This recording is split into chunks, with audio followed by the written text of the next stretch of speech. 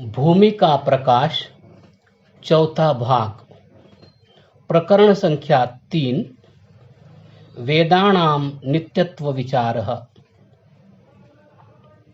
वेद ईश्वर से उत्पन्न हुए हैं, अतः वे स्वतः नित्य स्वरूप ही है, क्योंकि ईश्वर का सब सामर्थ्य नित्य ही है।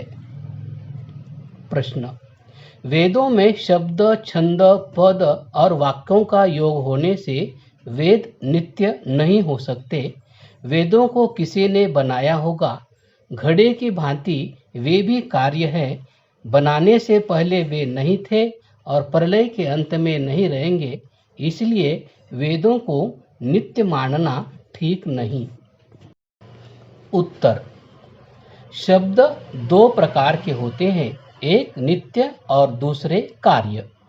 इनमें जो शब्द, अर्थ और संबंध परमेश्वर के ज्ञान में है, वे सब नित्य ही होते हैं, और जो हम लोगों की कल्पना से उत्पन्न होते हैं, वे कार्य होते हैं।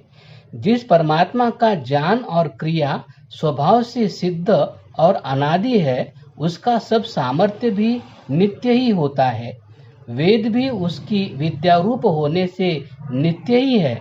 ईश्वर की विद्या अनित्य कभी नहीं हो सकती। प्रश्न: जब सब जगत के परमाणु अलग अलग होकर कारण रूप हो जाते हैं, तब जो कार्य रूप स्थूल जगत है, उसका भी अभाव हो जाता है। उस समय वेदों की पुस्तकों का भी अभाव हो जाता है। फिर वेदों को नित्य मानते क्यों हो? उत्तर: यह बात पुस्तक, पत्र और अक्षरों की बनावट आदि पक्ष में घटती है, वेद पक्ष में नहीं। वेद तो शब्द, अर्थ और संबंध रूप ही है। ईश्वर के ज्ञान में सदा बने रहने से वेद नित्य है। पुस्तकों के अनित्य होने से वेद अनित्य नहीं हो सकते। वे तो बीजांकुर न्याय से ईश्वर के ज्ञान में नित्य वर्तमान रहते हैं।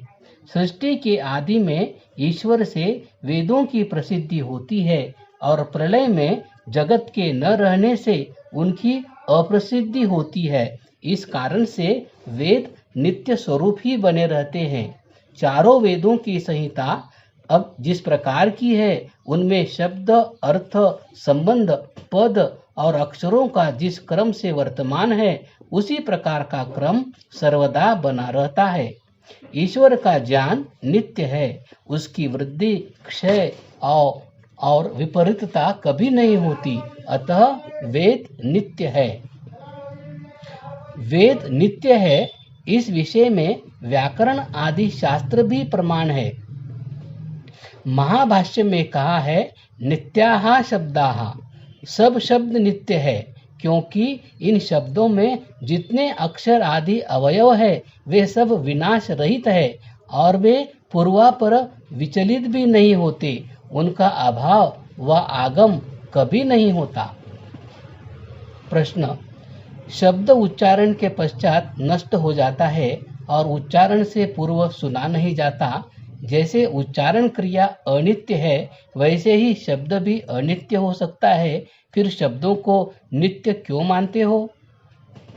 उत्तर: शब्द आकाश की भांति सर्वत्र एक रस भरे रहते हैं, परंतु जब उच्चारण क्रिया नहीं होती, तब प्रसिद्ध सुनने में नहीं आते।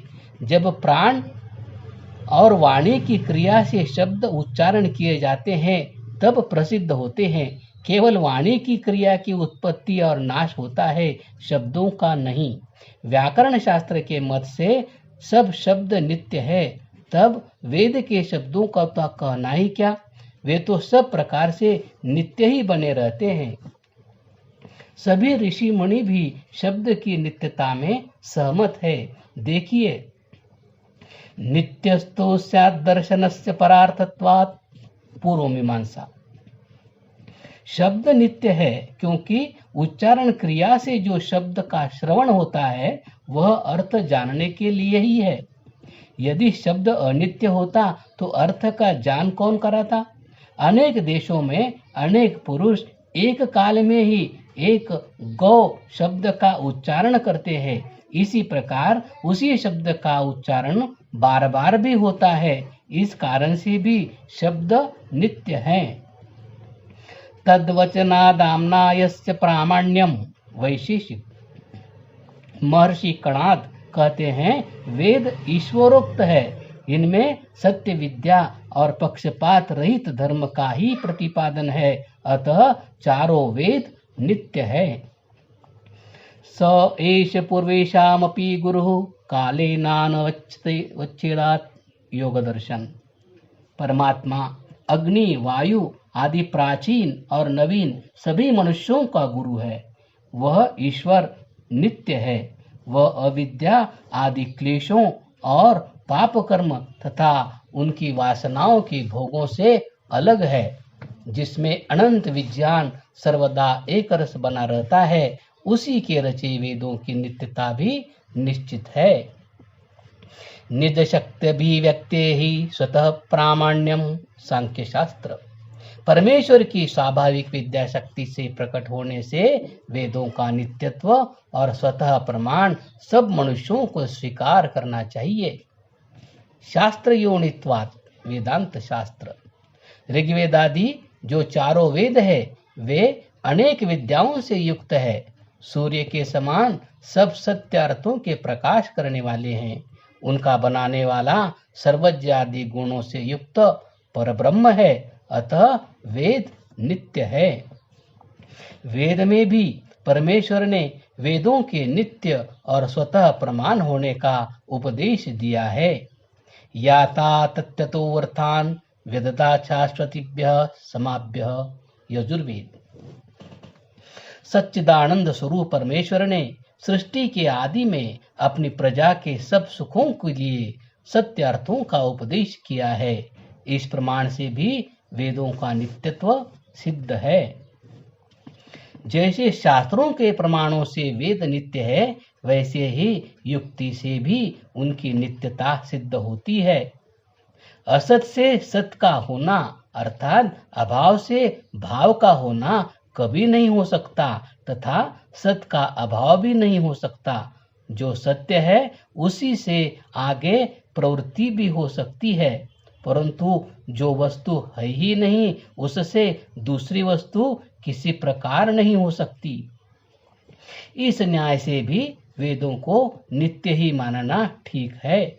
जिसका मूल नहीं होता उसकी डाली, पत्र, पुष्प और फलादि कभी नहीं हो सकते। परमेश्वर में अनंत विद्या है, तभी मनुष्यों को विद्या का उपदेश भी किया है।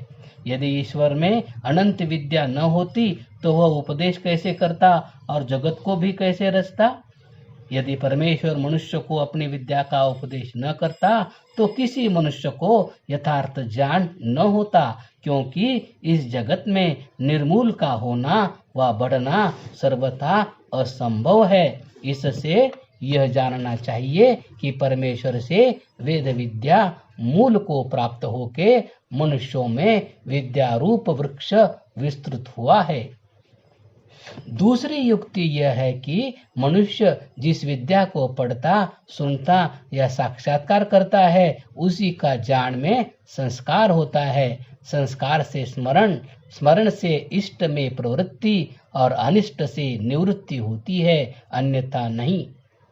जो संस्कृत भाषा को पढ़ता है उसके मन में उसी का संस्कार होता है, अन्य भाषा का नहीं।